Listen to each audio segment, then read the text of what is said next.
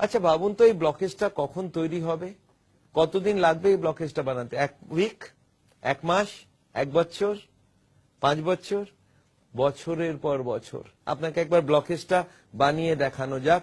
আচ্ছা একটা কথা ভাবুন, ব্লকেজটা শুরু কখন হবে?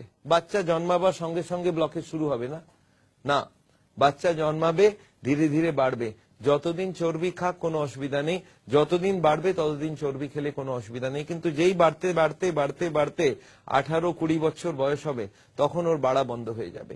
এরপরে যে এক্সট্রা ফ্যাট তার কোনো দরকার নেই, আর ওই এক্সট্রা ফ্যাটটা আমাদের বডির ভেতরে যাবে, আর যেখানে যেখানে ডিপোজিট করবে মোটা হয়ে যাবে মানুষ, আর ভেতরে ব্লকেজ তৈরি হবে। তাহলে ধরে রাখুন 18 থেকে 20 বছর বয়সে এই ব্লকেজটা শুরু হলো, আর একজন মানুষের 60 বছরে জানতে পারলো হার্টের পেশেন্ট, তার মানে কত বছর লাগলো?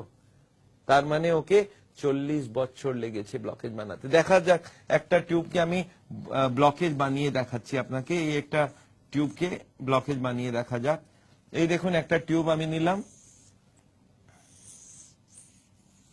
এই টিউবটাকে বড় করে দেখালাম, আর দেখুন ব্লকেজটা শুরু কোথা থেকে হবে। এই হলো ব্লকেজ, প্রথম শুরু হলো এখানে, ধরে নিন 20 বছর বয়স।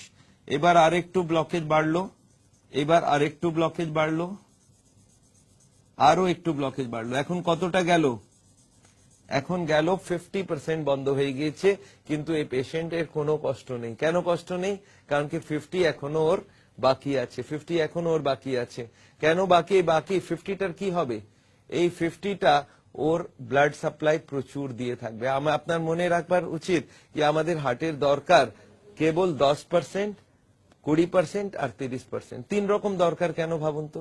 আমাদের হার্টের দরকার 10% যখন মানুষ বসে থাকবে, শুয়ে থাকবে, যখন হাঁটতে শুরু করবে তখন 20%, আর যখন দৌড়াবে তখন 30%। যদি 50 ব্লকেজ আছে তাহলে 50 খোলা আছে, পেশেন্ট দিব্যি দৌড়াতে পারবে, ওর কোনো কষ্ট হবে না।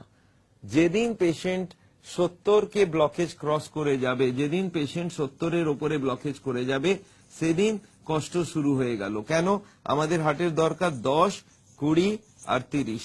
যেদিন 70-এর উপরে যাবে সেদিন পেশেন্ট এসে বলবে, স্যার আমি যদি দৌড়াতে থাকি তাহলে আমার বুকে ব্যথা হয়ে যাবে, আমি যদি হাঁটতে যাই যদি বুকে ব্যথা হয় তাহলে 80-এর উপরে ব্লকেজ, আর যদি বাথরুম যেতে যেতে ব্যথা হয়ে যায় তার মানে 90-এর উপরে ব্লকেজ। আপনি মনে রাখবেন, হার্টের পেশেন্ট 70 পর্যন্ত বুঝতেই পারবে না, দৌড়াতে পারবে। আচ্ছা যেদিন একটা পেশেন্ট আমাকে এসে বলল, স্যার আমি যখন দৌড়াতে যাই আমার বুকে ব্যথা হয়, বুকে চাপ পড়ে, শ্বাসকষ্ট হয়, গলায় চোকিং মনে হয়, তখন আমি জানতে পারি ওর পেশেন্টের 70-এর উপরে ব্লকেজ আছে। আর যেদিন বলে হাঁটতে গিয়ে সেম কথা, সেম কষ্ট, এই কষ্টটাকে আমাদের ভাষায় বলা হয় অ্যানজাইনা।